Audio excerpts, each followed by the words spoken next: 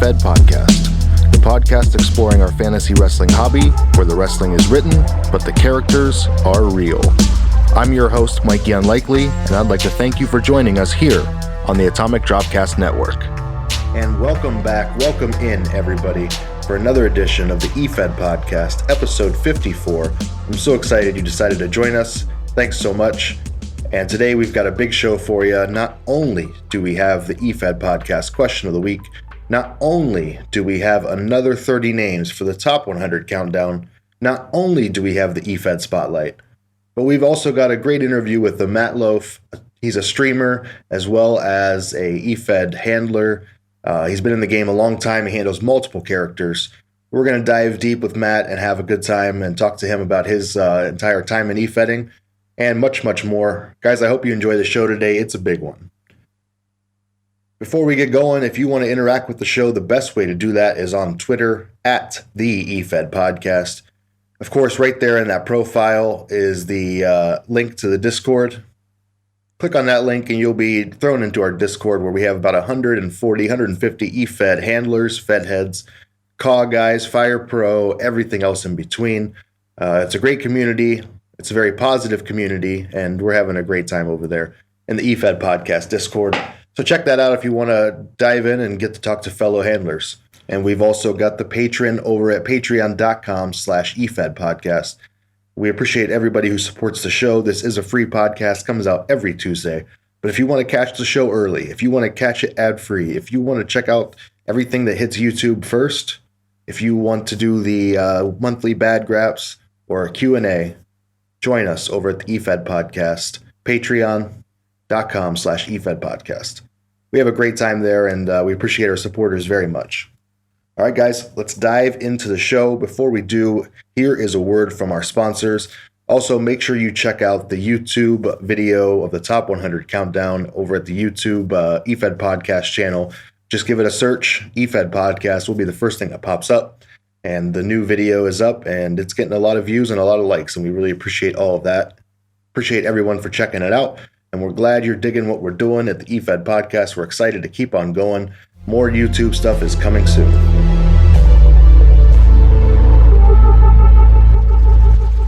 Occupy Pro Wrestling, putting the smart back into smart mark since 2012 as we grapple with design and media services for wrestlers, promotions, and podcasters. We strive to enjoy pro wrestling in our community and podcast, centered around interviews with wrestlers and fans alike.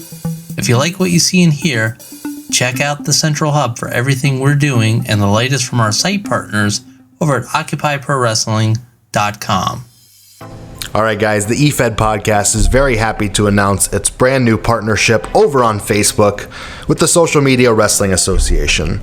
The Social Media Wrestling Association, along with its 16,000 member strong influence page known as Generational Wrestling Society, has proven to be the true revolutionary Efed company of Facebook. The SWA welcomes written, video, and audio promos for its talent, as well as results provided in live 2K audio commentary and written results. The SWA is more than just an Efed. With GWS, all areas of the wrestling community are covered.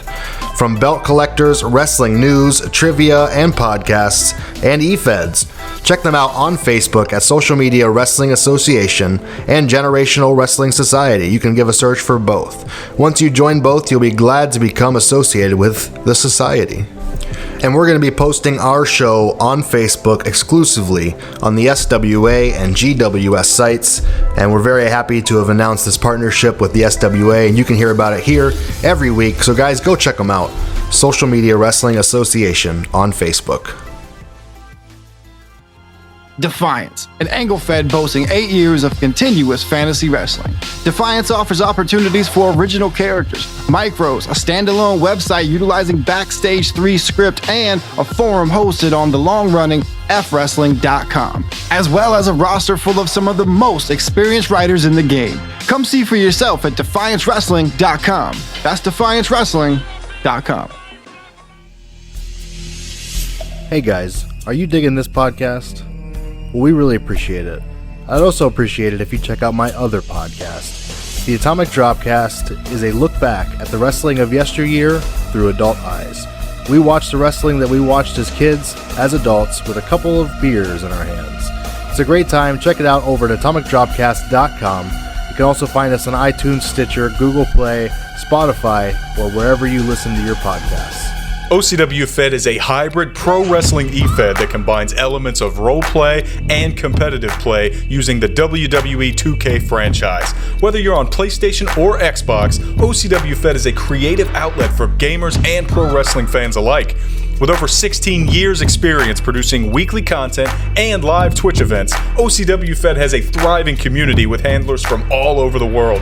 If this sounds like your cup of tea, come check us out at OCWFed.com, OCW Fed TV on YouTube, and OCW Fed on Twitch. It's like D&D for wrestling nerds. Hey everybody, it's Mikey.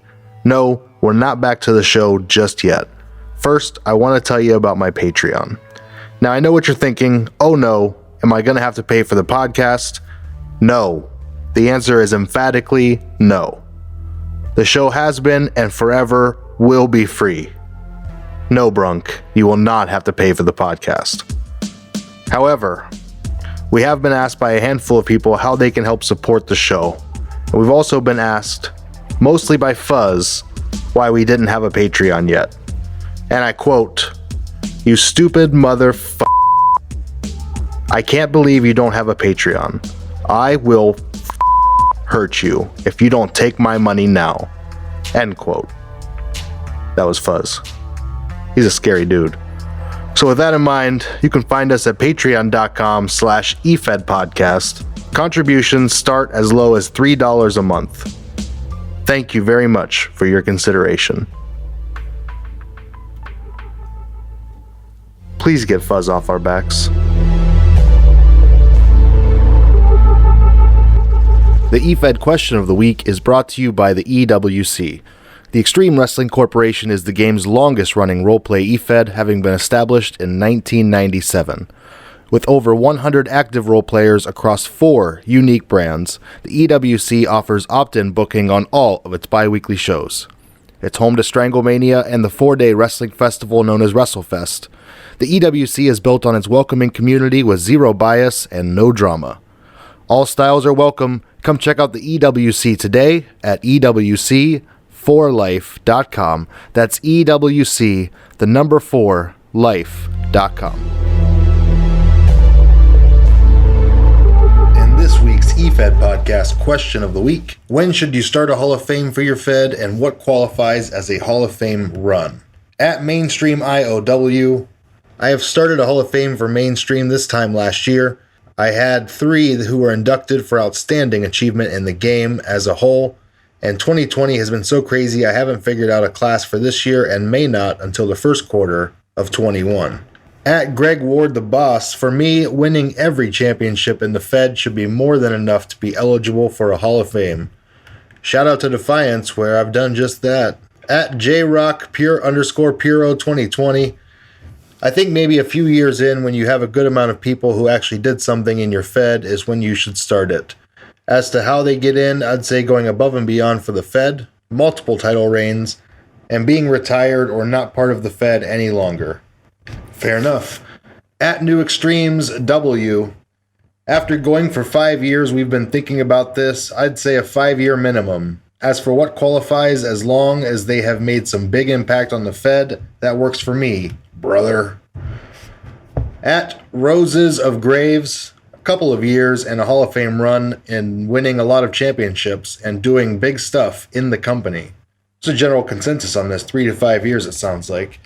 In eFedding world, I like a 3 years as a solid amount of time to start one, but I'd keep it to 1 to 3 people a year max for inductions. That's _Empire W.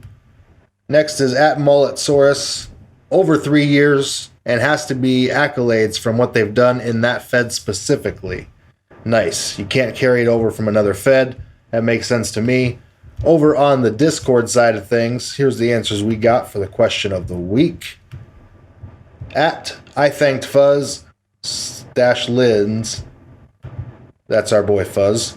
The second I walk in the door, being me is the first stop of any Hall of Fame status. Hey-o, Fuzz likes to be a Hall of Famer. At the Cool One Meg, honestly, I would say at least 5 years into the Fed existence, to be honest.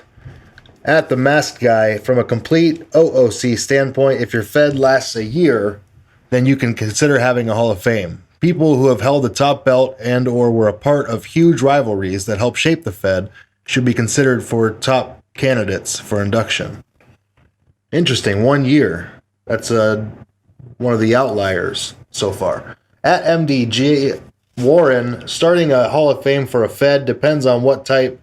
If it's a general Hall of Fame hosted by the league, then it can be whatever. If it's Fed-specific Hall of Fame, you need a legacy to draw from. So absolutely minimum is 5 years, probably 10 to be fair. Holy shit, Warren. What qualifies as Hall of Fame run in e-Fedding? Never been in a Fed with one, but I'd say someone who has impacted the scene in a significant way, and for a significant run, minimum of 3 years. Thanks, Warren. At Catpacity, don't set an arbitrary number of years or force entries every year like the WWE does. Wait until someone has contributed at a high level for a while, induct them, and then start inducting people as the Fed head or staff deem they deserve it. Fair enough. On the other hand, what is fame exactly? Webster's Dictionary? No, I'm not reading all this. I see what you're trying to do here. At Alias, I think turnover matters. If your Fed's makeup completely changes within 5 years, but you're still able to keep going strong, then a Hall of Fame might be suitable.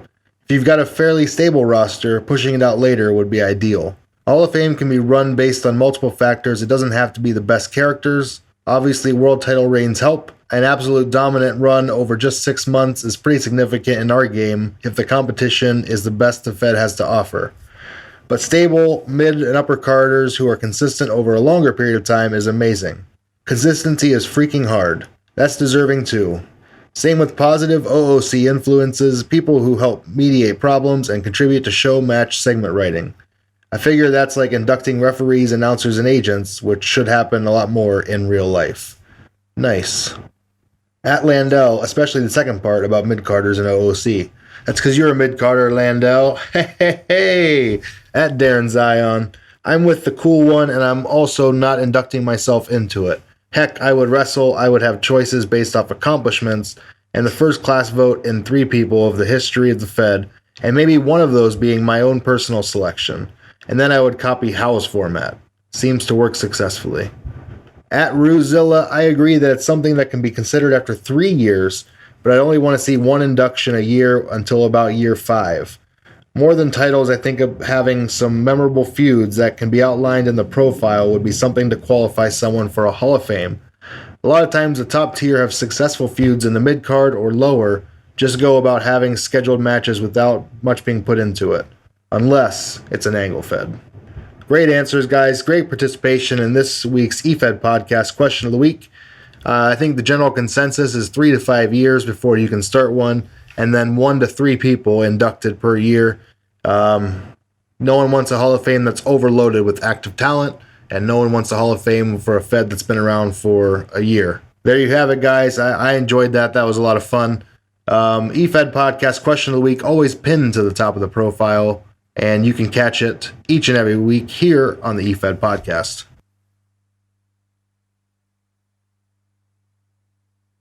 Another week, another edition of the Efed Podcast Top 100 Efed Characters Countdown.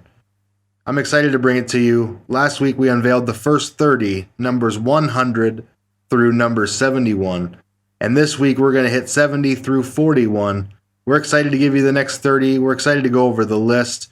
You guys came out in droves to vote. Over 1,900 votes, 850 Efed characters. This was a lot of fun, and this week we're unveiling 30 more. Before we get started, I want to thank our sponsor for the contest, EWTs. The winner of the contest will get a free t-shirt design over at efedtees.com if they so choose. And so we're excited to do that and excited to get with them and unveil the rest of the list, starting here today. All right, coming up first, we've got number 70 on the countdown. They're over at DefianceWrestling.com. It's Black Panda. I'm excited to share with you another Defiant on the list. Defiance Wrestling did their part in the voting, and it's showing on the results. Up next at number 69 is Indie Rider. You can find Indie Rider on Twitter at Indie Rider. That's INDIRHYDER. Coming in at number 68 on the countdown is Sarah Lachlan. You can see Sarah on Twitter at CoolTubeSource. Up next on the countdown at number 67 is Dylan Black. He's on Twitter at DB Messiah Mayhem. That's Dylan Black coming in at number 67. Coming in at number 66, it's Brennan Devlin. You can find him on Twitter at FaceDevlin. Coming in at number 65 on the countdown is Daniel Dream. You can find him on Twitter at Carnival & Co. He's a guy who's been supporting this countdown and tweeting out and running for office, basically. It was a lot of fun. All right, on the countdown at number 64, it's Trash Can Tim of DefianceWrestling.com. Excited to have him on there. At number 63 on the countdown, it's Atara Themis. You can find her on Twitter at Atara Themis. Coming in at number 62 on the countdown, Mr. Dominic Sanders. You can find him on Twitter at DomSanders7. Number 61 on the list is another Defiant from Defiance Wrestling.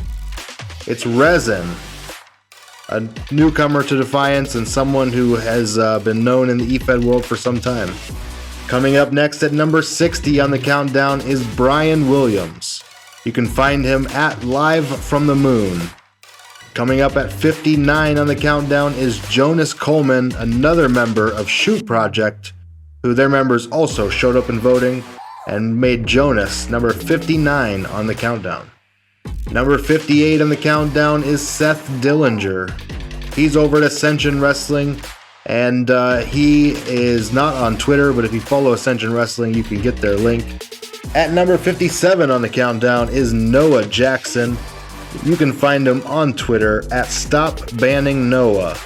It's a clever name. At number 56 on the countdown, one of my old friends and good buddies in the game, Bobby Dean. You can find beautiful Bobby Dean on Twitter at Booby Dean. At number 55 on the countdown, it's Kaylin Laughlin. You can find Kaylin at Irish Rose K on Twitter. Coming in at 54 on the countdown, Jason Cash. You can find him on Twitter at Jason Cash, someone else I've had the privilege of interacting with in the Efed game. Coming up next at number 53 is Eli Carlson. You can find him on Twitter at Elijah Carlson. Making it at number 52 on the list, it's Anna Daniels, Little Miss Anarchy on Twitter. Another clever Twitter name. Coming up at 51 is Buck Dresden, another member of the Shoot Project roster. You can find him over at Shoot Project. Coming in at number 50 on the list, and we've made it halfway through, Santana Johnson. You can find him on Twitter at FSantanaJohnson. Coming in at number 49 on our countdown of the top 100 Efed characters, Defiance Wrestling's own Deacon. Deacon is handled by Warren, who I just interviewed today for the Efed Podcast. Excited to have him on. In a few weeks, you'll be hearing that interview. Coming in at number 48 on the countdown is Brock Newblood, also of Defiance Wrestling, but you can find him on Twitter at Brock Newblood. That's on the last name, it's NEWBLUDD.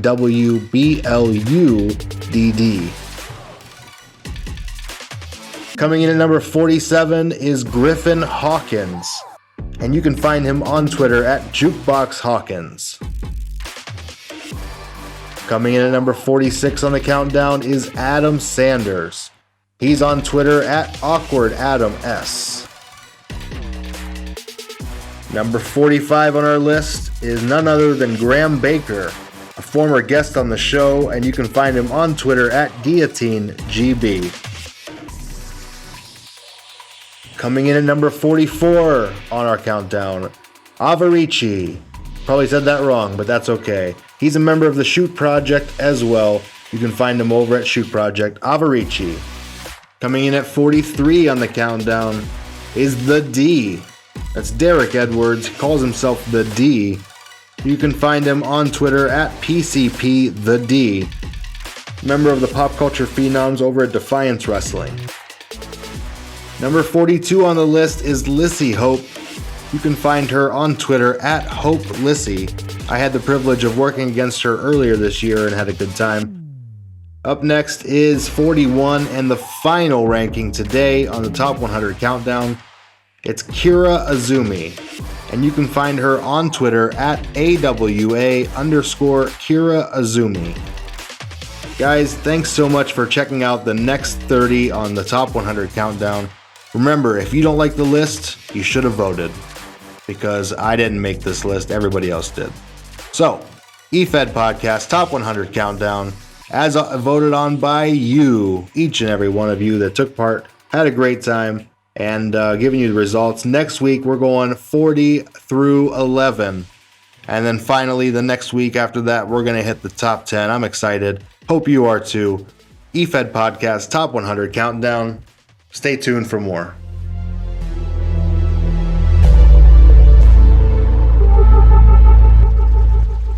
All right, guys, welcome back to another edition of the Efed Podcast interview series.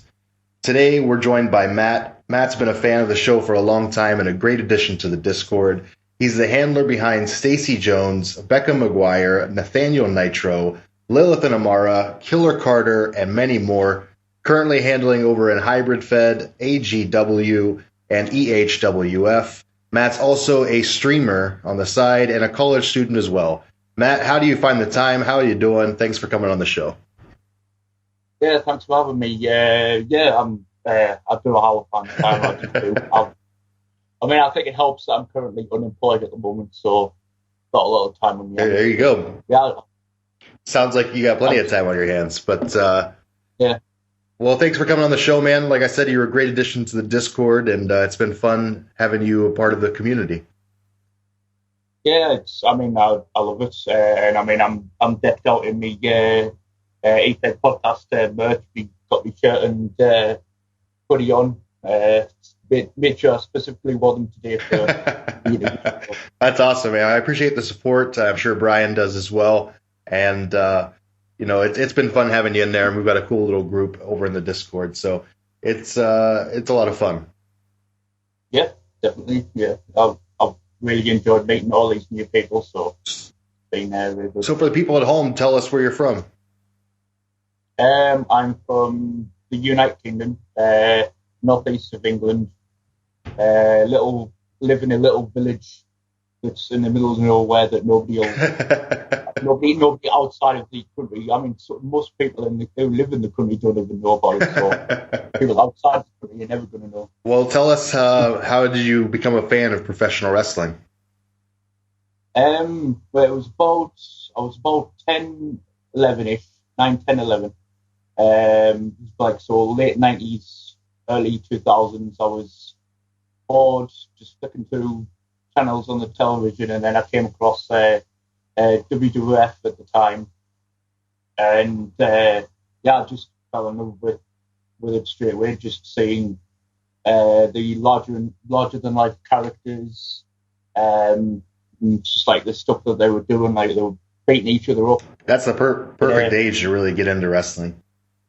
Yeah, both of me, I've got two younger brothers, and they were into it as well at first, but they quickly moved on from wrestling, and it was just ever since I've been the only one in the family who's been a fan of it. So. Well, yeah, it's a lot more fun when you and your siblings are both into it. I had that experience as well, and then again, just like you, I'm the only one that carried it through for many years. So it's cool with having that someone to bounce off of, though, when you're that age. So when you found wrestling, who did you get into? Who caught your eye first? Well, it was the first two main people I remember definitely being a really big fan of was both Triple H and The Undertaker. Really? Yeah. obviously, when it comes to The Undertaker, that was like my first experience with The Undertaker was during the American Badass. Okay. Which a lot of Undertaker fans tend to not like that gimmick. Which I understand the reason why, especially if you're used to the dead man. Sure, absolutely. But for you, it was one that caught your eye early on because it stood out.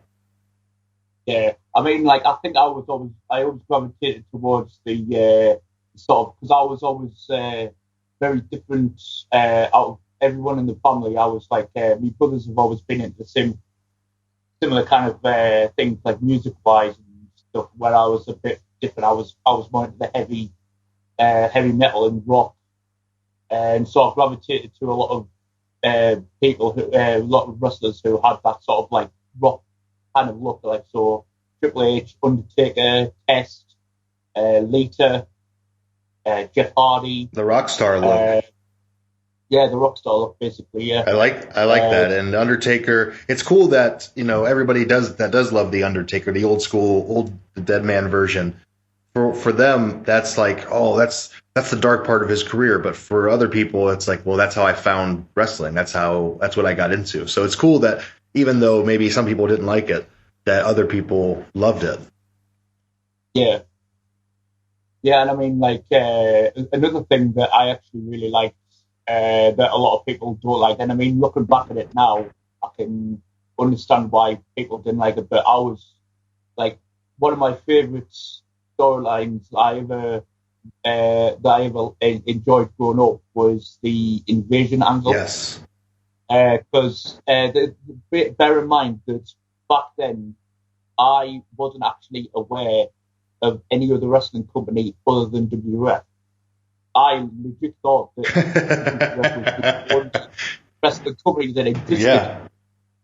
So then when WCW and ECW started invading the shows, I was like, who are these? and also I was also I also fully believed that everything they did was real. Sure, absolutely. At that age, you believe in kayfabe. It's, oh my God, Shane McMahon bought it out from under Vince. I can't believe it. Yeah, and so I was like, who are these losers coming over from these crappy minor leagues, crappy wrestling companies coming over and beating up the people that I'm a fan of and trying to ruin the company that I love? How dare they? Man, I'll tell you, one of my favorite matches of all time is from the Invasion pay-per-view, and it's Jeff Hardy versus RVD. Oh yeah. I mean, like that was, I think that was probably the only match on the card where I was actually a fan of both of them. I think it's just something about Rob Van Dam. It's like just because of how cool the guy is and how great the guy is in the ring. It's like, even though he was like ECW, I was like, oh, I actually like this guy. So it was a dream. It was a dream matchup for me, and it's one of the last times I remember just like marking out so much that I was up on my feet the whole match.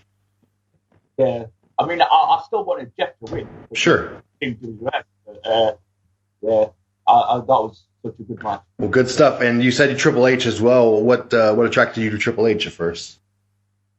I don't know. I think it's just his look, the fact that he was spitting water out during his entrance, and also just the fact that he had Motorhead playing. I was just about to say this is probably the Motorhead era when he was doing the game stuff. Yeah, because I mean, like I'd gotten into Motorhead was pretty much the first band that I actually listened to that got me into heavy metal and rock. So it was easy when you heard that, you're like, oh, I love this guy. Yeah,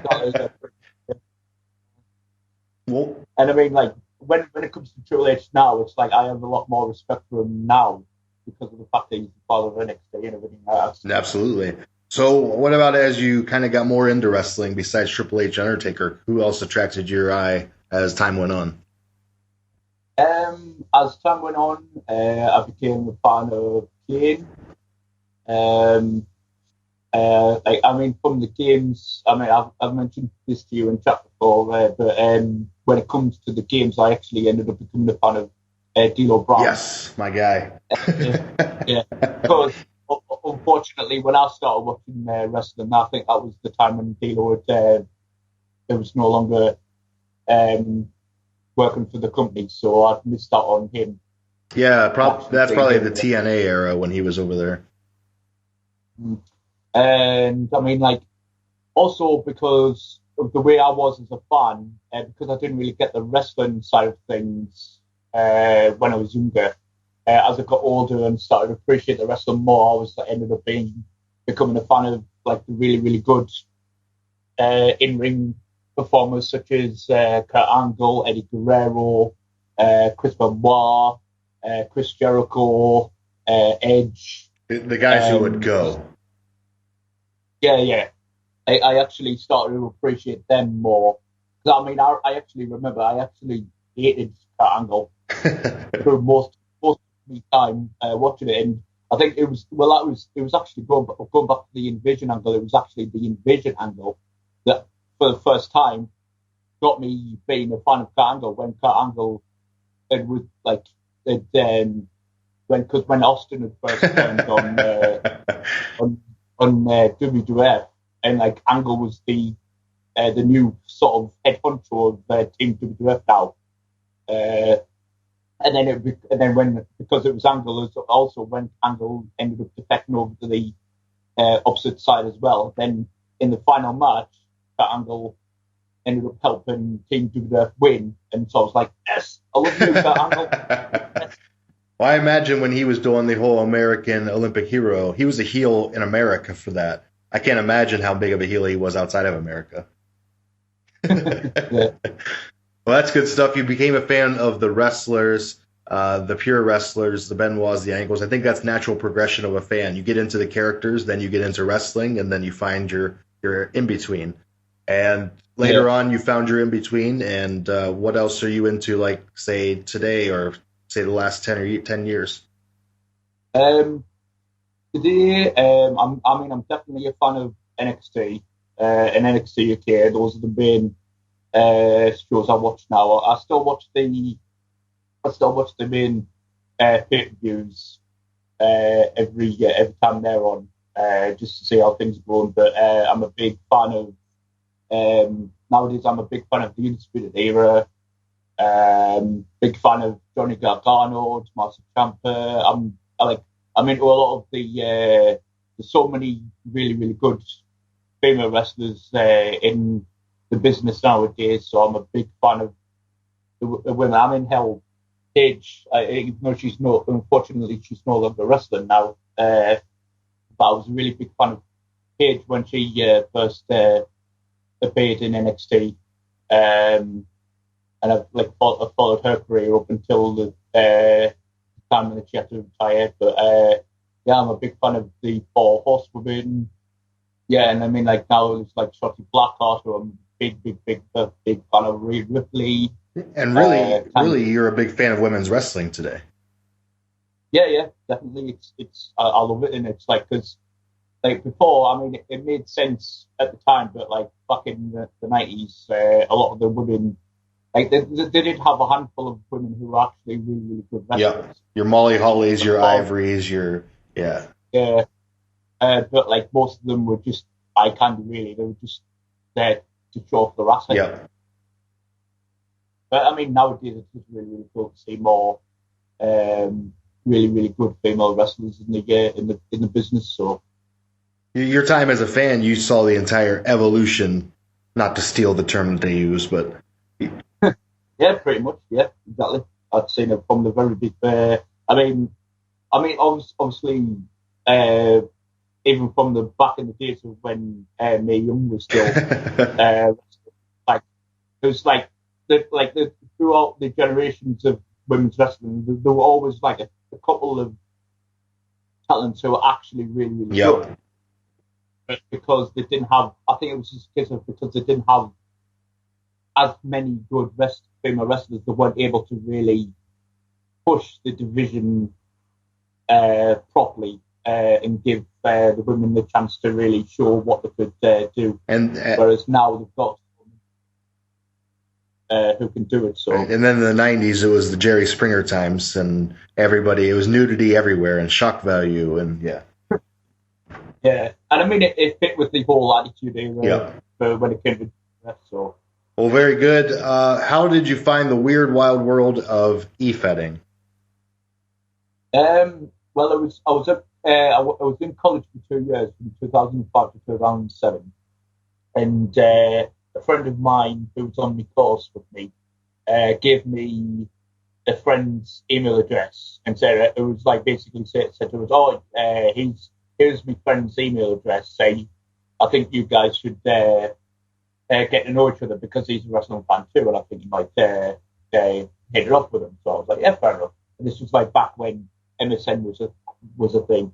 Oh, okay. Yep. So I added him to MSN, and we started chatting, and then he ended up telling me about this thing called Efed, and so he explained to me what it was, and at first I was like, that doesn't really sound like something I would enjoy, so I didn't think of anything of it.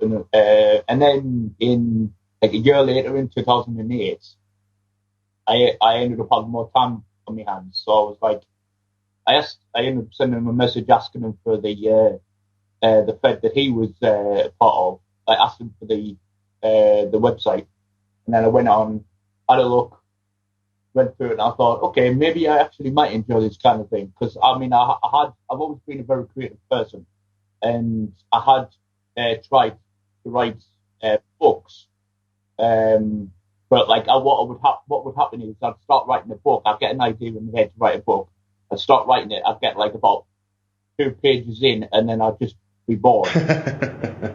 And then so when I was looking at like the kind of stuff that people were writing with in Efed, and I was it's only 2 pages. They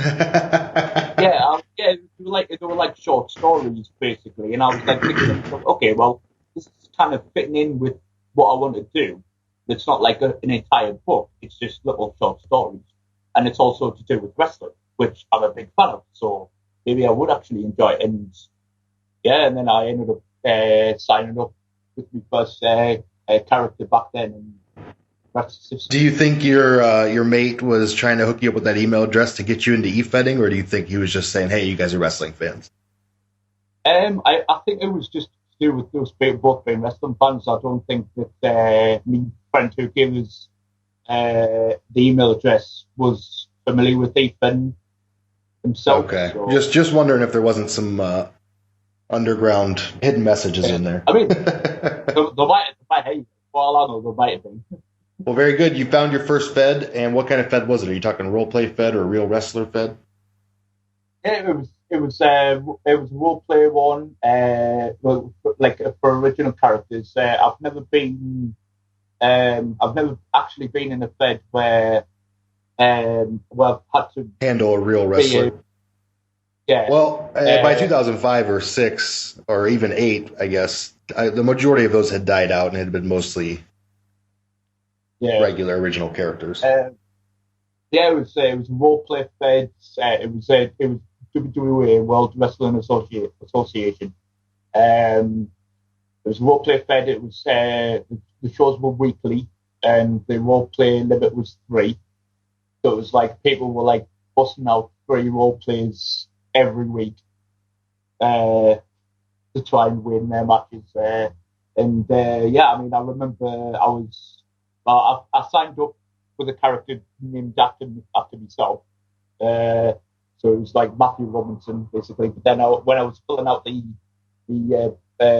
app, I was thinking to myself, well, Matthew Robinson doesn't really have a, like, if you heard the name Matthew Robinson in a wrestling company, people wouldn't be like, I felt like I needed a nickname to really strike fear in my opponents.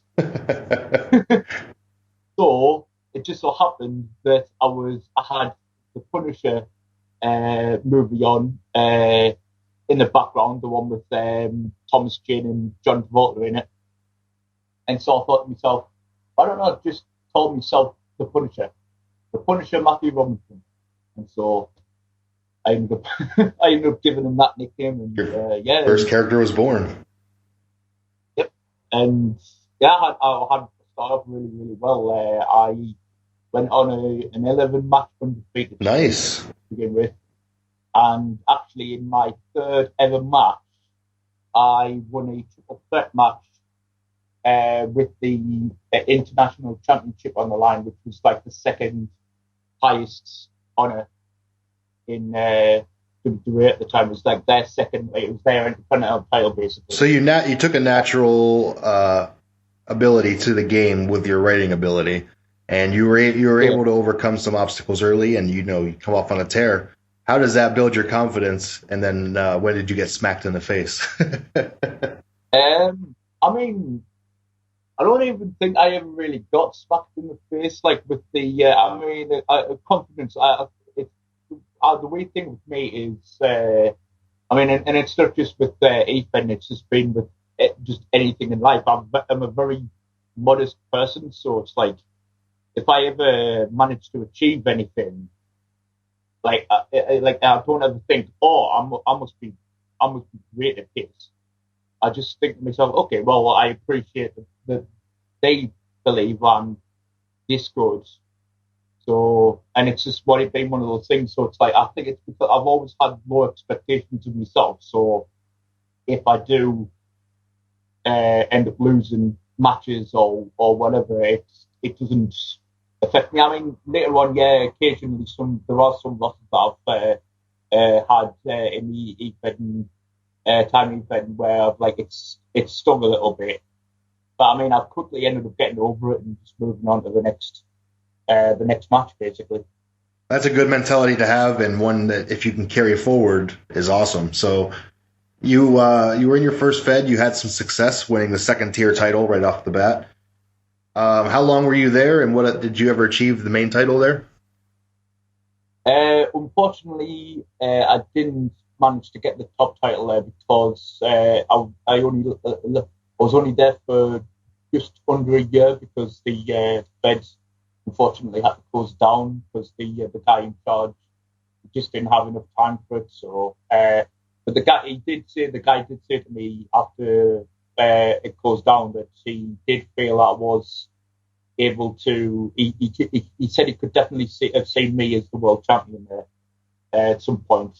It's just unfortunately things didn't go that way. So we ended up. A bunch of us ended up going over to a new Feds, which was NWA, National Wrestling Association, which is where most had most of my time even it was the longest Feds that I've been a part of. Although Hybrid's coming up to that as well for me this time. It was about 5 years that NWA was around for, and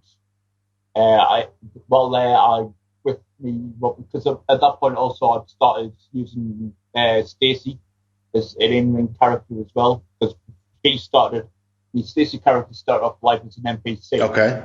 She was just married to me Robinson character at the time, and so she was like his wife and manager, and then I started having her competing, and I had a lot of success in NWA with both characters. Held the Starlets Championship, which is basically the women's title.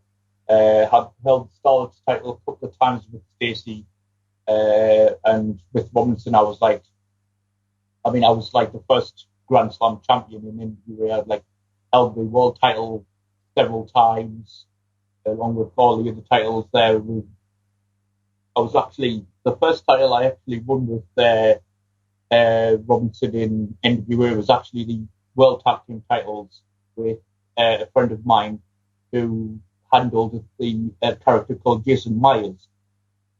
We had we had an on and off thing with each other. Even go back from our time in WWE. Would get together, and then because I was always a face and he preferred to be a heel, there'd always be that time when eventually Myers would stab Robinson in the back, and then we'd feud. We had an eight overall. We had an an 8-year-long feud on and off. So we became the first ever World Tag Team Champions in NWA. We beat like 6 or 7 other teams in a tables match to win them. And then the funny thing was, and this is one of the funny stories that I've been telling you about. I was going to talk about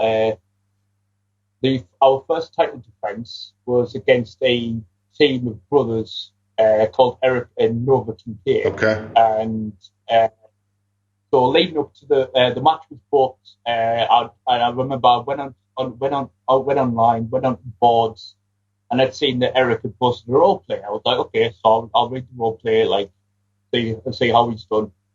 And at the end of his role play, he wrote Eric throwing his brother Nova off the top of a 100-story building.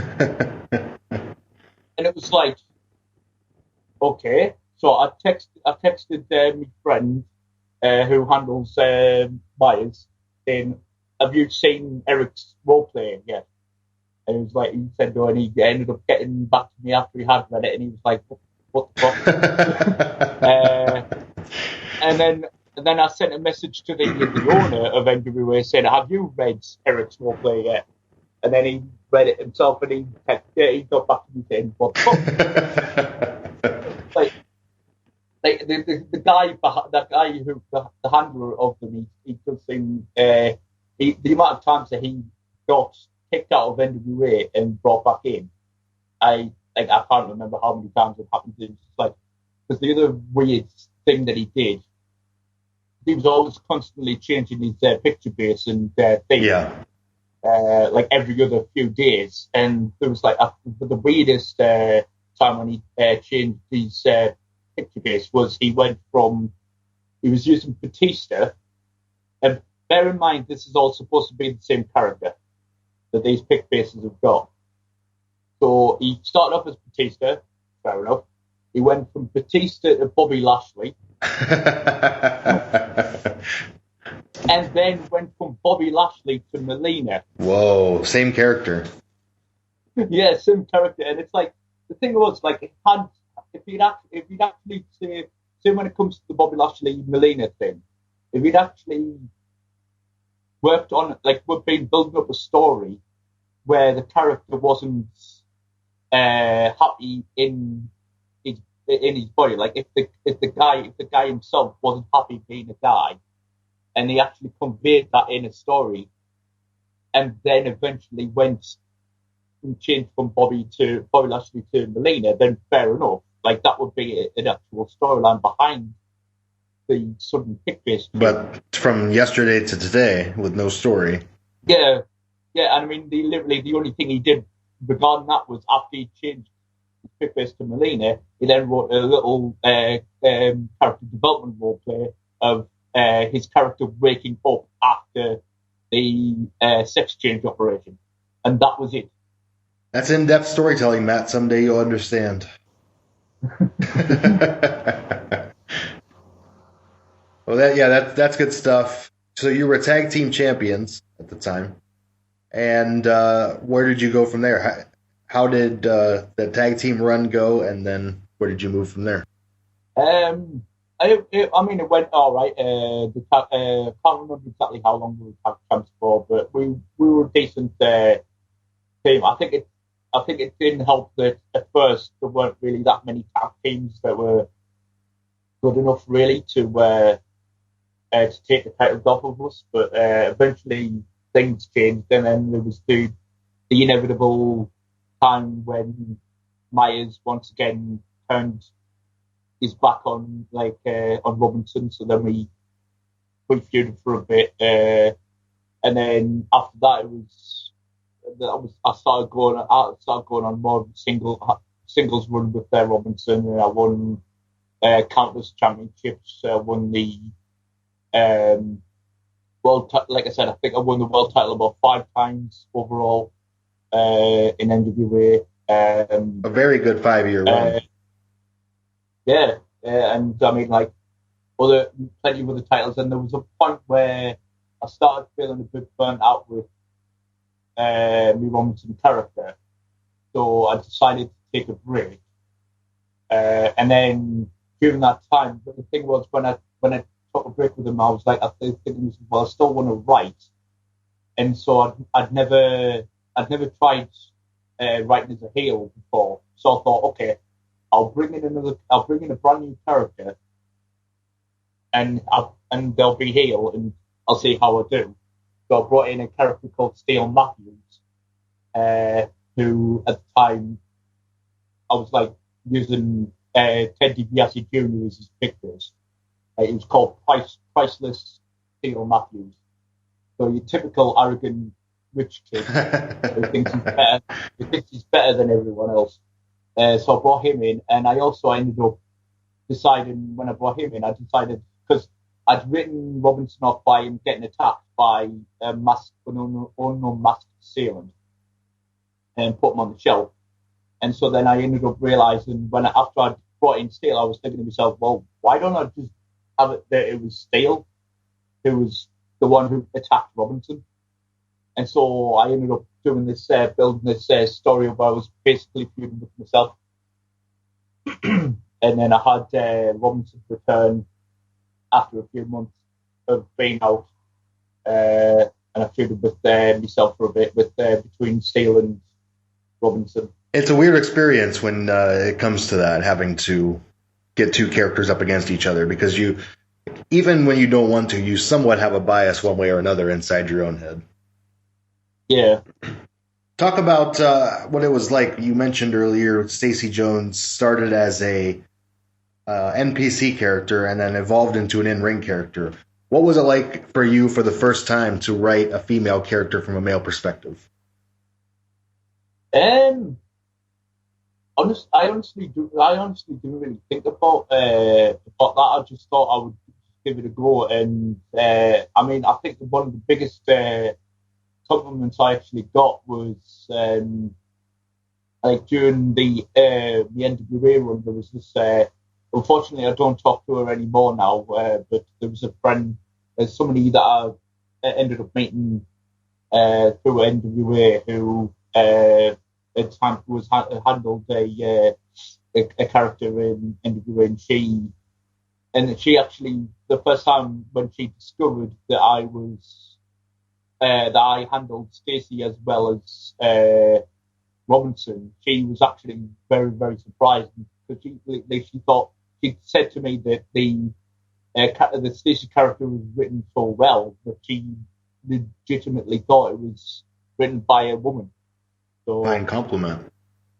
Yeah, I mean, like I don't know I don't know what that says about me. I mean, it might say that I'm a guy that's very in touch with his feminine side. Yeah,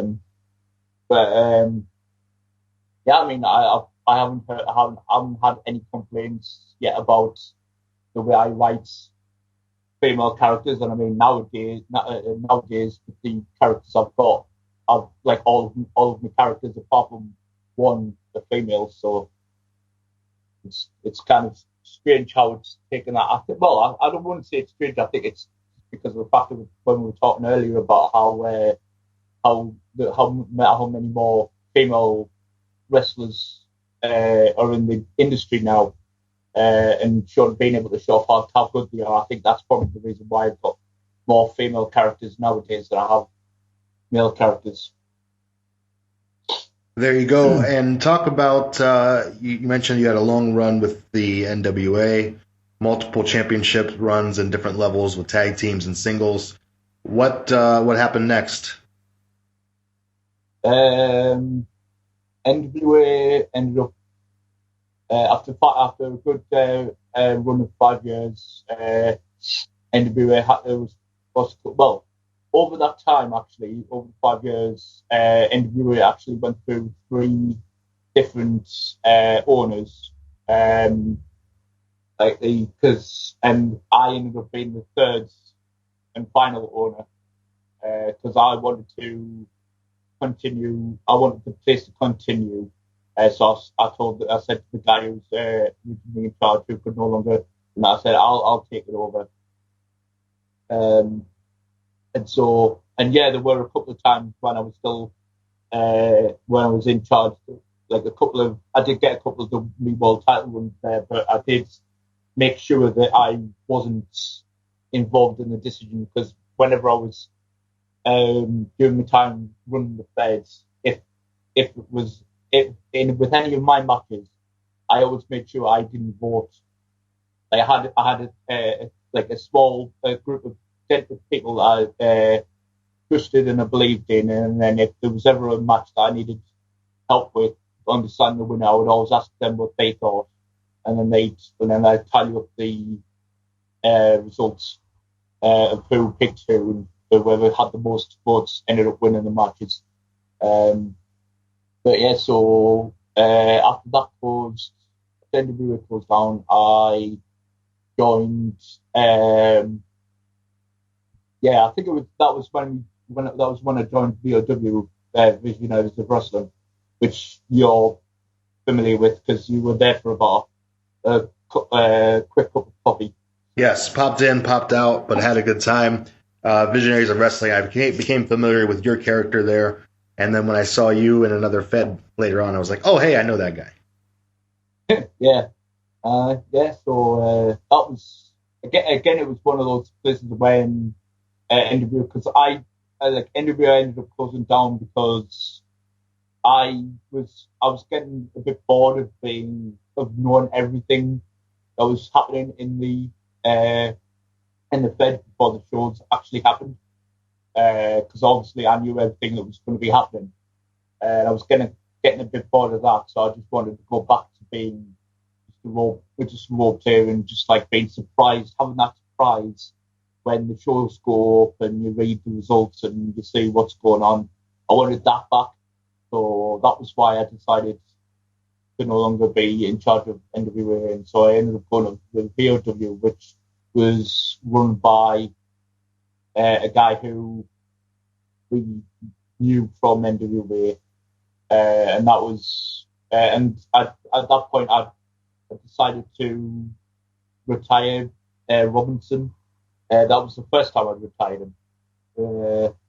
I decided to retire Robinson and have Stacy be my main character, and that was actually when Cage, when I first came across Cage, because I don't know if you or any of the other people listening ever had this when it comes to a character, but have you ever experienced a time where you had this character, you've always felt like something was a bit off about them, and then you changed the pick base to somebody else, and then all of a sudden your creative juices started flowing? Because that is basically what happened to me with Stacy, because Stacy originally, her pick base was, her very first one was Kelly. Yeah, big difference. So, and she'd always had been like so many, I changed her pick base a couple of times over the years, but she'd always been like a blonde in some respect. But it just something felt a bit off about it, and I just couldn't put my finger on it. And then all of a sudden, when I changed, when I first saw Paige for the first time, and then I was like, oh my god, she's great. And then I decided, actually, I think she would fit well as Stacey's pick base. So then I changed the pick base, and then all of a sudden, just all these ideas came to me about like Stacey's backstory, and like just all these different things. I ended up deciding to have Stacy and Robinson split up, and then I ended up getting this idea that Stacy, one of the things with Stacy was that she said, like, because she'd rushed into things with Robinson, with like getting married and everything, and having children with him, I decided that like she did it too quickly, and she didn't have a chance to really go out there and experiment with, like, and then I decided that she was going to be bisexual, and then she kind of like kept that side of her hidden, sort of thing, during her time married to Robinson. And then I ended up coming out with that idea, and then like all these different things about like who her dad was, that she was adopted, and all this crazy ideas, all of these stuff, all the stuff just came flooding into me brain, and I was like, okay, so now I've actually finally got a character to work with, and then things snowballed from there, and I ended up falling even more and more in love with the character, and that's how she ended up becoming my main character. It's interesting that you had a main character and then an NPC. The main character had this backstory, and now you hit the shift and develop this giant backstory for a new primary character. So you threw a lot into it, and it sounds like you've put a lot into it, and now here, what is that, 5 years later or 6 years later, you're still playing the same main character. Yep, still am, and she finally, when she joined Hybrid, he finally achieved a dream of becoming the equivalent of the World Heavyweight Champion,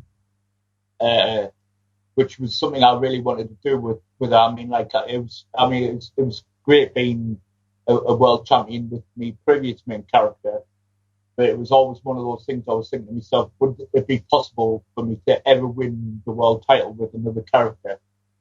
And you pulled it off. Because I've been doing, I managed to pull it off, and I mean, it was by this point I'd started doing more angled beds, because when Hybrid first started, they'd always had two brands, Ascension and Unleashed, and at first Unleashed was roleplay based.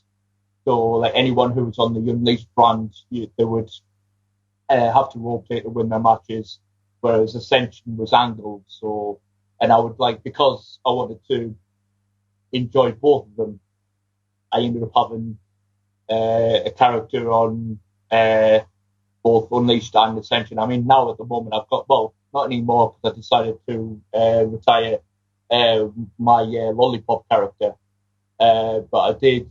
For a long time, I did used to have two characters on Unleashed and two on Ascension. Was that your first experience with Angle Feds?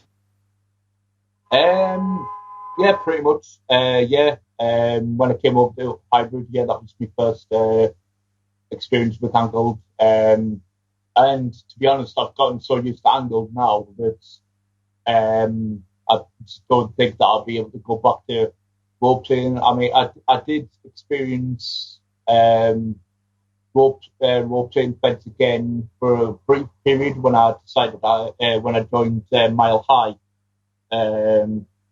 with my Becca McGuire character. Since like a bunch of the Shieldmen were already in Mile High, I figured if I was going to have a character join Mile High, I might as well have it be another Shieldman. So, and I mean, it was a bit hit and miss when I was there. I enjoyed it, and everyone that was really, really cool over there. And I had a bit of hit and miss. I did manage to win a championship in Mile High. They won the Throwdown Championship, which was really cool. And then, obviously, as you know, Mile High ended up closing its doors. Unfortunately, yeah. So, so I wasn't there for that long, which is a shame. Well, there. And I did also join, have me Sylvia Lopez / Dolores character join there as well for a bit. Which a bit again, it was just the wrong bad timing, because then not long after I joined with her was when the place closed down. So. Must have been your fault, Matt. No, I'm kidding. No, it was unfortunate. It was a cool Fed. I was checking it out. I was loving their results, and I was looking to get involved, and unfortunately, it was the wrong time. So I hope to see them come back someday, but who knows? Yeah. Well, then, what's going on today, Matt? What are you doing? What have you been doing for the last last, I don't know, year and a half since Mile High shut down? Lately, when it comes to hybrid, I've been on a tag run with Stacy character with Griffin Hawkins. Nice. Pretty much after she lost the world title, she took the loss very, very, very hard. Mainly because it was down to the person who beat her for it it was the reason why she took it so badly.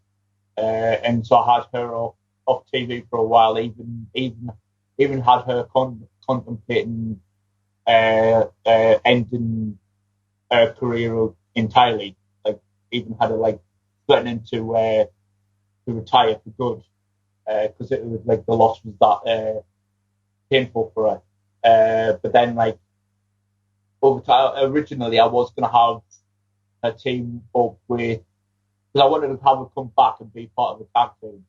And originally I was going to have a team up with her best friend, Zoe Madigan Starr, who is handled by Shane, who's one of the guys he's the main guy who is in charge of hybrid. He's the main guy who opened it up in the first place. Now it's kind of being run by him and another guy who, like, they focus on both brands.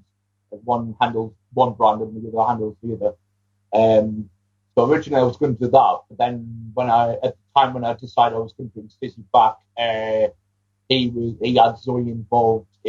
Already had Zoe involved in another story. So I was like, okay, I need a new tag team partner then. And then I'd noticed that Griffin signed up to the board. So I was like, okay, Stacey and Griff are always chatting on Twitter, and they're really become really, really good friends.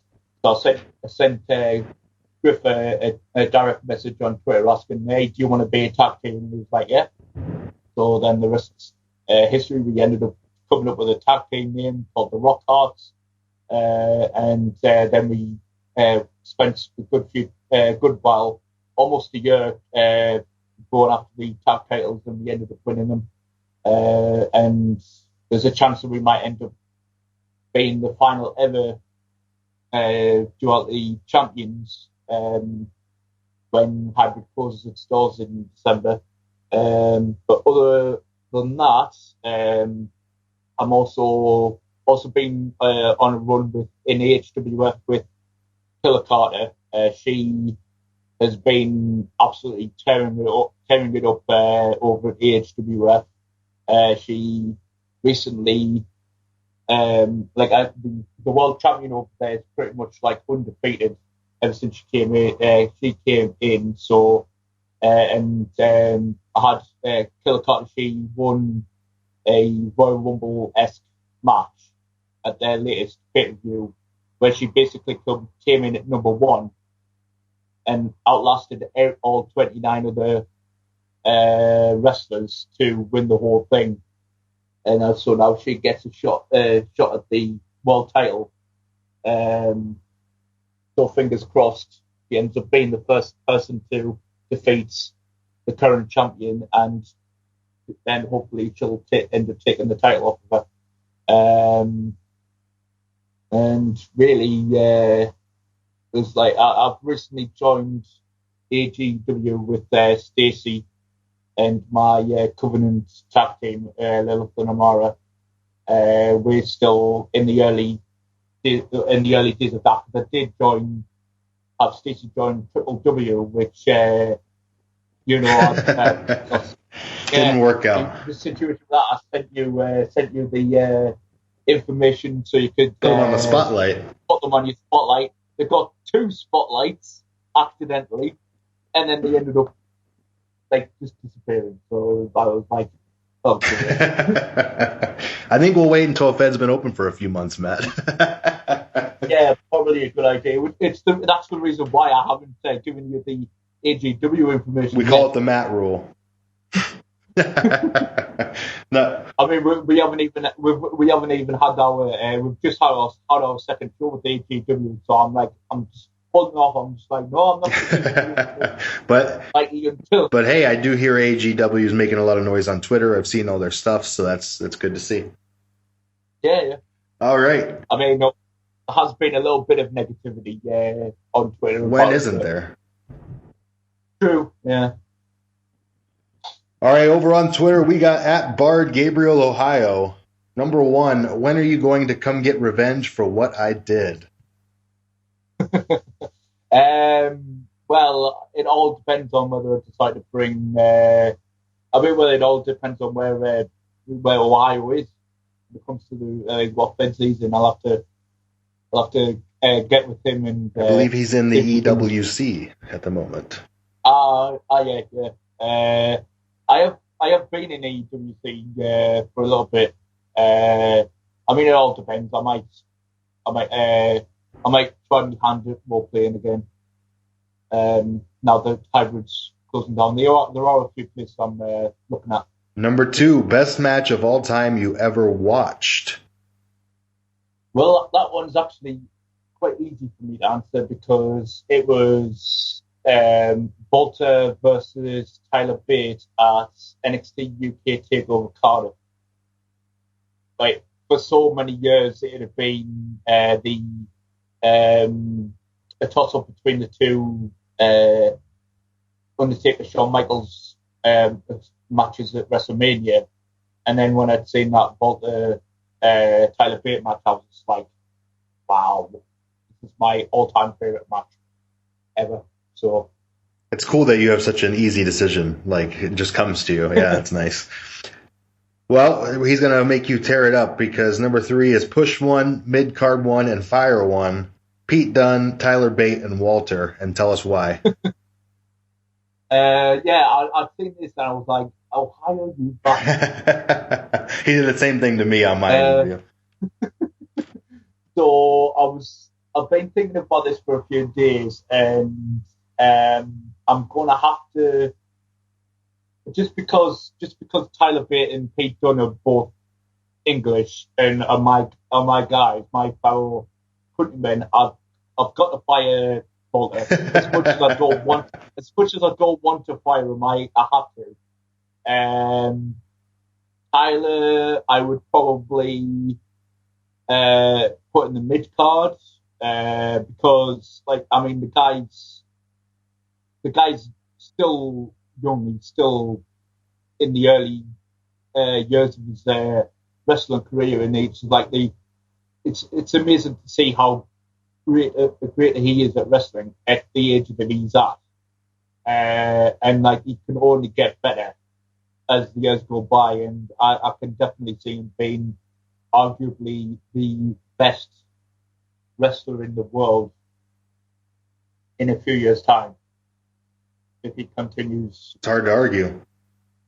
Yeah, and so based on that, I would put him in the mid card because then he's got like that freedom to grow a little bit more, but then making it going into the bigger world title picture, and then obviously then I would put Pete Dunne in the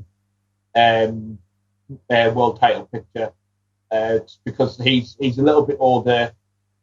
He's had more exposure on the because at the moment, Tyler Bate did have a bit of experience on the NXT roster when he and Trent Seven were the NXT champs. But like Pete Dunne's had a bit more exposure on the NXT on both NXT and NXT UK rosters, so I think that he would be better off in the main title picture. Hard to argue with that as well. I think Pete Dunne's awesome. He's a great heel, and I think he can make a good champion. So, over on the Discord side of things, we got quite a few questions. Up first is Meg broke the chat. When are you joining 5BW, or are you waiting for the reopen? Well, again, are you joining now or joining later? It's not an if. I mean, I'd have to check it out first. Like I said, because of hybrid closing down, at the end of the year. I am looking at other places. So, and I mean, like I've ended up, thanks to being a part of this Discord, I have discovered a lot more feds out there. So I'll definitely have a look at all the feds that are available, and 5BW definitely going to be one of those feds I'll have a look at. And if I'm interested in joining, then I'll join. If I'm not interested, then sorry, Meg. Where did the loaf part of Matt Loaf come from? I mean, well, the whole Matt Loaf name basically came from because of the fact that, well, one, the real name's Matt, and secondly, the loaf part is basically because I've had a couple of friends over the years have said that they believe I look like they believe I look a little bit like the singer Meatloaf. Oh, okay. So then I basically decided, okay, well, if I look apparently instead of Meatloaf, it's like Matloaf. Yeah, exactly. So that's how that came. I like it. That's cool. Do you like soup? And if so, what's the best kind of soup? I mean, I'm not against soup. I just don't really have it all that often. I mean, I've never really seen soup as a meal. I'm against soup. I'm against it. Like, I mean, like I'll have it if it's available. I'll have it. I mean, like, but most I see soup as like a starter to a meal. I don't see it as just one meal on its own. We here at the Efed Podcast, we're anti-soup. I just want that to be known. But yeah, I mean, and so based on that, I don't even really think I have a favorite soup. Okay, very good. No comment. Well, up next is Joe O'Gassity. A train is rushing out of control. In your hand is the lever that controls the tracks. On one track are all your friends and family, and on the other is Paige. Which direction do you send the train? I mean, come on, that's an easy answer. I mean, I'm sorry. As much as I love Paige, I love my parents, my family and friends more. So I'm sorry, Paige, but you're dead. I figured you were trying to get out of it and figure out some way to save everybody, but no, I'm glad you went with Paige. All right, Everybody Loves Will is next. Loaf, who wins in a fight, you or Meatloaf? I mean, I don't know. For me, because I'm younger. Maybe. There you go. I don't know. Loaf, why are you not a meme guy? I've just never really found memes interesting. Maybe it's just me being refusing to conform to the way society is nowadays. I don't know. That's just I've never found them entertaining. It's you and Brian. Brian's the same way. He hates them. So much so that he made a separate channel in the Defiance chat just so Will can post his memes.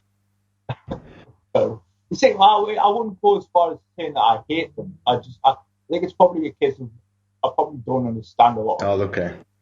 All right, last question from Will. Loaf, when are you and your 5 characters coming to Defiance? Put me over.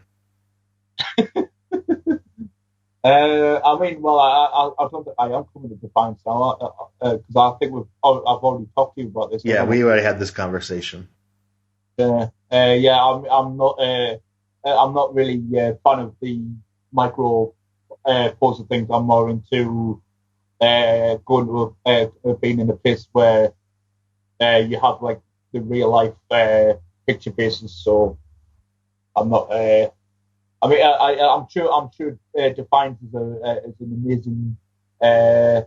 It is. Yeah, and I mean, well, hey, I'm certainly not going to disagree with that. I mean, with the amount of people that I know who are over there, I mean, how could it not be a great place?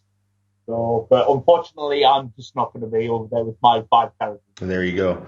So I apologize. At MDG Warren, if you were to pull one person from the Discord to feud with any in your Fed, or in any Fed, I'm sorry, who would it be and why? Oh.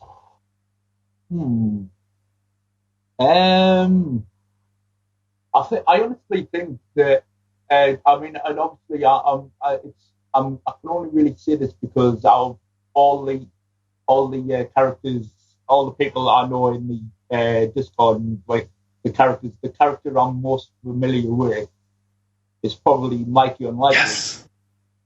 I was going to hang up on you if you said anything else.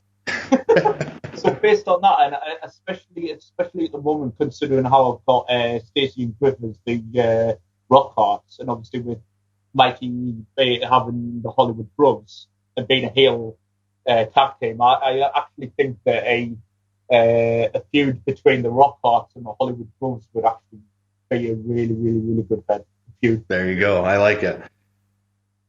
Suck it, Fuzz. Anyway, Sober David's up next. What is it like starting up a Twitch stream? Do you have any goals or aspirations on the platform? And this is a good opportunity to go ahead and show your Twitch stream and how people can find you. You can find me over at Twitch, twitch.tv/thematlaw. How was it starting? I mean, it just felt, I don't know, because I started doing it when the first lockdown happened, because I was just finding myself really, really bored, doing the same stuff over and over and over again.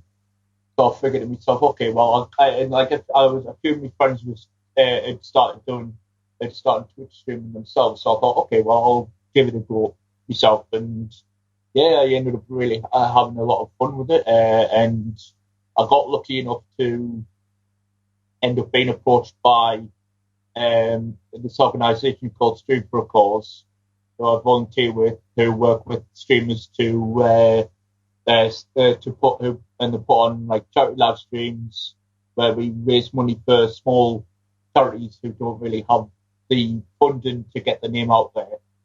In 2 weeks' time, 2 weeks from today, I'll be doing my second charity live stream, and over these next couple of months, we're working specifically with charities, with mental health charities. I mean, it's been crazy, like how much my channel's grown since becoming part of the Stream for a Cause, and just like with how many people have started following me. And I mean, when I did my first charity live stream a couple of months ago, I was like, had less than 50 followers, hadn't hit affiliate yet, and then now I'm going into my second charity live stream and I've got 110 followers and I've hit affiliate. So and now it's just mind-boggling. And at the end of the day, like I started doing it because I wanted to do something a bit different, and I wanted to find something else entertaining to do. And then when this opportunity came along, I was like, okay, well, now I can use it to help others out. And it's been one of those things that I've always wanted to do. I was always thinking, when I started Twitching, and I was thinking to myself, if I ever get big enough, I'd really love the chance to help others and like be able to do charity live streams. And now I've got that opportunity to do exactly that, and so I couldn't be happier being able to change people's lives who are much less fortunate than I am. That's awesome, and it's a great way to do it and a great reason to do it, not just, hey, I was looking to make some cash and play some video games. And fortunately, you and I have some of the same taste in video games because you've been playing my favorites recently. I just started a new game of Fallout 4 last night, actually. Oh, cool. Yeah, I think this is probably it's the first time I've streamed Fallout 4, but it's about me 12 playthrough. Yeah, same. I've been one of my favorite games of all time, if not my favorite. Yeah, same. Yeah, I love it, mate. So John Thompson at TW Combat wants to know, what are some of the most rewarding moments of your EFED career? Give us top 2 or 3. Top 2 or 3. I think, well, first one's definitely got to be the time when I won my first championship. Just because of how quickly it happened. Absolutely. And I didn't expect it to happen. Probably the next one's probably the first time I won a world championship Yeah, I mean, I think the main thing is just And then winning the world title with a woman. Yeah. But I mean, also like as well as winning like the championships and stuff. Just being able to tell really, really good stories with so many different people. I mean, like one of the biggest stories I ever had in the Ethan career was probably the one in Hybrid, where it was like the Resistance versus the Michael Rivers, Lord Lucifer, and the Children of Nephilim. That was just like that went on for a year and a half almost. That entire storyline. It was like, and it was Stacy was like one of the front runners of the Resistance. She got the group of like-minded people who had been like had their lives ruined by this guy who was calling himself Lord Lucifer, and this group of people who were like this cult that he had going, and it was like one big massive war, and it was ended with a war game style match, which Stacy got the deciding pinfall in, and I was just like being able to read that and seeing that it was Stacy herself who put the final nail in the coffin in this feud. Was just like it was. It's cool. It's cool how a group effort in a feud or a stable can outweigh even individual achievements. Yeah, exactly. Yeah, it was testament to Efeding. So up next from John, do you prefer cake or pie? Cake or pie? I have to go cake. Because my favorite cake of all time is cupcake. A cupcake. There you go. A little mini cake. So, coffee cake. I thought you said cupcake. Yeah. I love coffee cake as well. So, see, if you just lived closer, we'd be good buds. Yeah. Do you think Mikey enjoys pie? I mean, I don't know. Do you? I absolutely do. I don't know why you just don't ask me, John. Key lime is my favorite pie. Oh yeah, key lime pie is nice. At Highlander 4H, Ron Hall McDonald Hall, how much have you invested in Mikey money? I mean, I don't know. I still don't know the exchange rate, so I'm a bit unsure. Whatever it is, it's heavily in my favor. What is the one thing you still want to accomplish in the hobby? Ooh, I honestly don't think there is anything I want to accomplish. I just want to continue telling really, really good stories with people. We just want to continue making new friendships and just telling really, really cool stories. Really. What's the best advice you would give to someone new in the hobby? Don't take things too seriously, and I'll never forget that it's just a game. Because I understand where how people would get really upset with if things didn't go their way, because obviously you've put a lot of heart and soul into creating these characters, and they're essentially your babies, these characters, and but at the same time you're not gonna be able to win everything, so you've just got to just don't take it too seriously. Have fun. If you've got any problems with how things are going, speak to the person in charge in private. Don't air your grievances out in front of everyone. Then it gives you a bad name. It gives the Fed a bad name. You're better off just doing that kind of stuff in private. And because 9 times out of 10, if you take your concerns to somebody privately, chances are that person's going to be respectful back to you, and you're going to be able to work something out. And there'll probably be a lot less negative crap on Twitter if people would actually just be civil and fucking talk to people. in private instead of going onto Twitter and writing out a paragraph about how you've been dicked over and all that shit. Up next is Linda's favorite. Why did you let Fuzz out of his cage? I mean, I had no choice. I mean, I don't want to get done for animal abuse, so. Well, I don't know if you know what question's coming up next, but it's from @#IsYourMomHotOG. Question 1: Is your mom hot?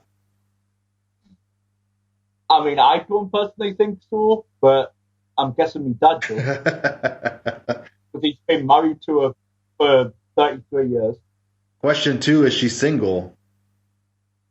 Nope. Sorry, Rick. Again, she's been married to my dad for 33 years, and they are still happily married today, just as much as they were when they first got married. Question 3: As a handler, what's your favorite type of match to be involved in? If not as a handler, then what's your favorite one to watch? Let's put it that way. Favorite one to watch, I'll probably say. I mean, well, recently I've really been enjoying like the War Games matches, like ever since NXT brought them back. But yeah, I mean, I think when it comes to matches being involved with an event, I'm fine with just like a regular match.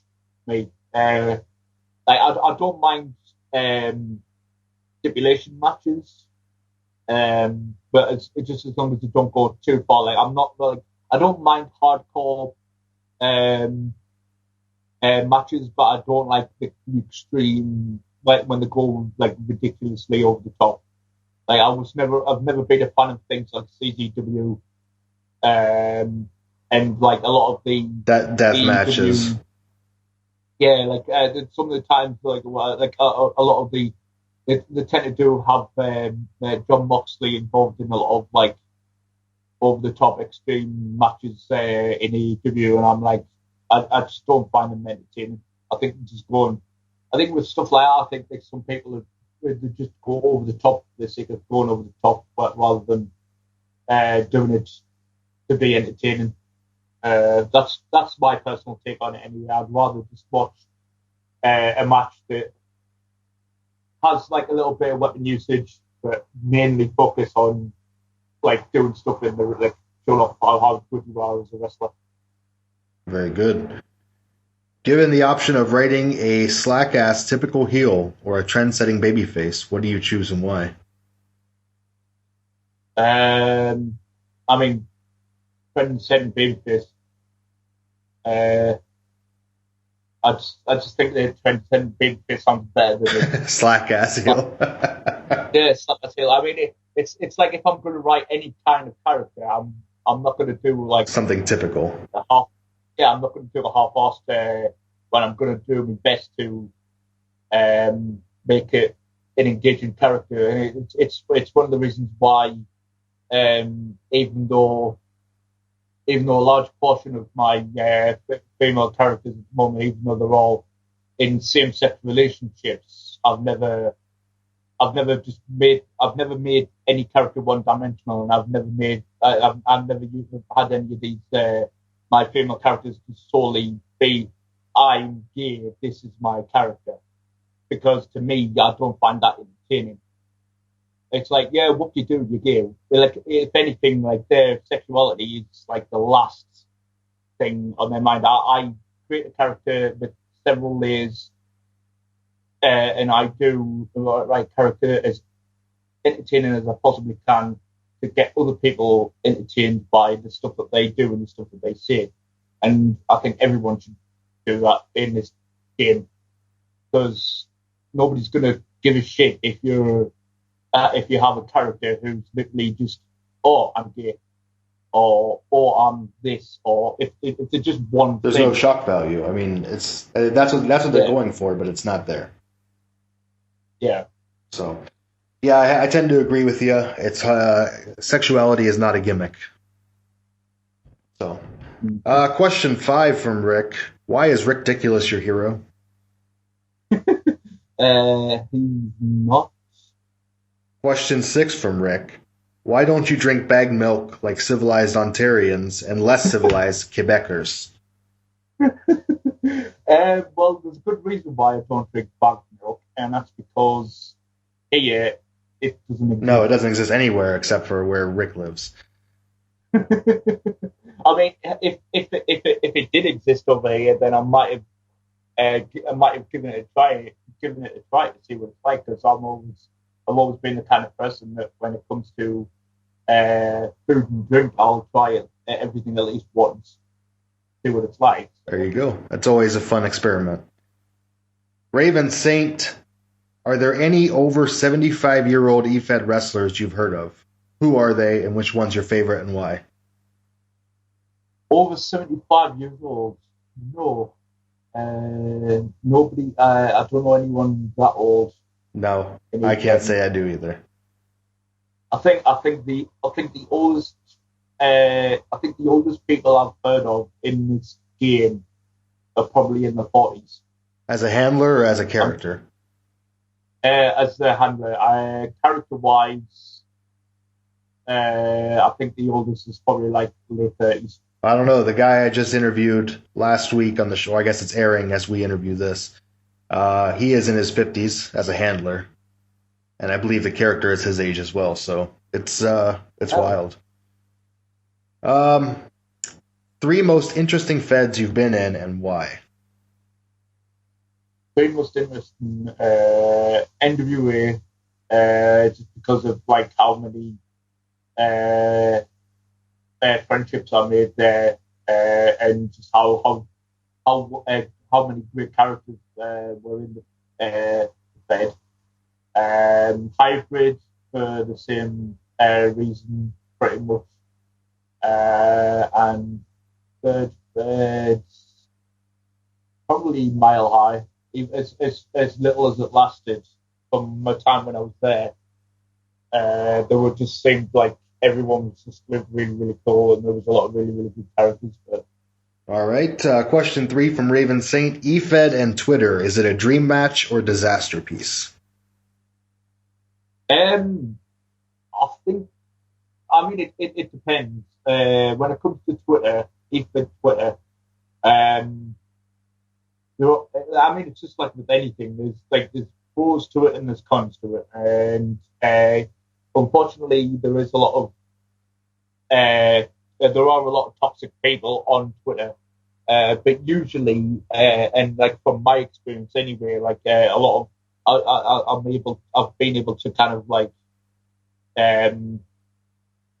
stay out of any toxic stuff to do with them on Twitter. I tend to like make sure that I'm not involved in it because I don't want to be, because I play this game for fun. I don't want it to be ruined. And it's like Twitter's like really, really good to promote your feds. It's a really good way to have your characters say what's on their mind in relation to what's currently going on in the fed that they're in. And it's so that way it promotes the feud, and then further promotes your the fed you're in. So it's a good thing. But as I said, like with everything in life, there's good parts to it and there's bad parts to it. I think if you're lucky enough to just stay out, be able to keep yourself out of the toxic crap, then you should be able to be all right, and you should be able to enjoy yourself, no problem. Still being on Twitter in Efed, and like, because I mean I've had no problems, major problems being on Twitter. So yeah, I would say yeah, good. It's good for the most part if you're good enough to stay away out of the toxic crap. There you go. Fairly straightforward view of it. Yeah, just keep your blinders on. Last question from Raven Saint. Interesting question. What would you do if the picture base of your wrestler, like the one you've only used for years, were to suddenly pass away? Would you retire the character, change the pick base, or continue using it? I think I'd probably think I would probably continue using them for a bit out of like tribute. Yeah. Tribute, yeah. But then I think, especially, I think it would be one of those things where I wouldn't retire the wrestler character straight away, but I would keep it going for a little bit as a way of like paying tribute to the picture bears are hard, but then I would eventually probably retire them quite soon after that, just because, especially if it was like, say for example, that happened with Paige, for example. I would probably have Stacy continue for a little bit, and then because I post a lot of photos on Twitter with her whenever Paige updates her Instagram with a new photo of herself, I'll put it up on Twitter as Stacy, and obviously if Paige was to pass away, then obviously she won't be uploading any more pictures of herself on Instagram. So then I'd have nothing to, no pictures to tweet out. So I'll probably keep them going for a little bit out of respect as a tribute, and then I would then probably retire. It's tough because, with a character like Stacy Jones, even from our days in VOW, whenever I hear the name, I associate it with Paige. So if something like that were to happen, it could invoke an emotional response from some people who are big fans of Paige. Yeah. So it's interesting. Yeah. Anyway, Matt, that's all the questions we got, brother. This has been a lot of fun, but I'm going to give you a chance if you want to put over anything, shill anything, give out your Twitch, your Twitter, at Unbreakable SMJ on Twitter. And go ahead. That's twitch.tv/theMattLoaf. Yep. So it is, yeah. If there's anything else you want to put over, plug, promote, anybody else you want to say hi to, now's your chance.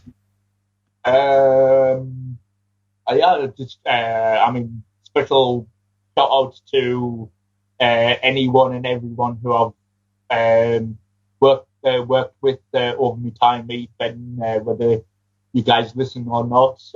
Big shout out to Griff. I've been having a lot of fun with writing with him.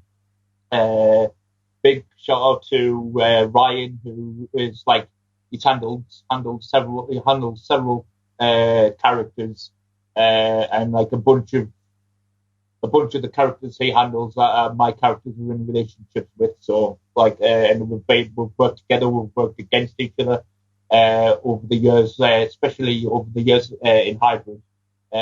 Big shout out to Shane and Chris for running Hybrid. We managed 5 really, really good years. And just a shout out to you, Mikey, for doing this whole podcast. It's been a lot of fun, and I'm so happy to finally have gotten out there have an hour with you together. And thanks to everyone who tunes into this episode. Very good. Well, hey, thank you for joining us. Thanks for being a fan. We appreciate your support, getting the T-shirts, being a patron member, and everything else. It's been a lot of fun having you around, and it's been cool getting to know you and becoming friends. So I greatly appreciate not only support, but your friendship and your activity in the Discord. Yeah, likewise. Yeah, thanks. So that's the cool thing about Efeding. I mean, it's bringing everybody together. So awesome. Another good interview. Matt, thanks again so much for joining us, buddy. No problem. Happy to have been here. All right, everybody. I had a great time this week here on this episode. I want to thank Matt for taking the time to join the show. Really appreciate him. He's a good addition to our Discord. He's a fun guy, and he's a big fan of the show. So it was cool getting to talk to him and really learning more about him. I want to thank everybody for taking the time to listen. Please check out our sponsors. They do support the show, and we appreciate each and every one of them. Check them out. See if their Fed is for you. See if their product is for you. Whatever it is, see if it's for you. We would greatly appreciate that. Once again, don't forget to check out that Patreon, patreon.com/Efed Podcast. We would greatly appreciate it. And don't forget to check out the YouTube channel. It's about to start blowing up, so we would greatly appreciate your follow over on the YouTube channel. Just search the Efed Podcast. All right, that's going to wrap us up. So for Brian, I am Mikey. Thanks for tuning in to the Efed Podcast, where the wrestling is written, but the characters are real.